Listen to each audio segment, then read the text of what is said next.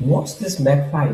Notice what it's doing. It's eating without worry, without hesitation, without asking if it deserves the food. In neurolinguistic programming, we call this resourceful presence. The magpie teaches three lessons here. One, nourishment without doubt. It feeds itself without self judgment. Two, presence without distraction, fully in the moment. Three, protection through trust. It trusts its instinct completely. How many of us eat while feeling guilty?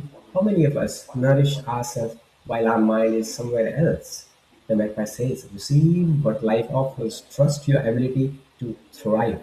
From a healing perspective, this is about reclaiming your right to abundance, your body, your energy, your life. They deserve nourishment, no apology needed. When you are in full presence like this magpie, you are attuned to what serves you. Fear shrinks when presence expands. What are you ready to receive today? Comment below. I am Aniel, life coach. Let's grow together.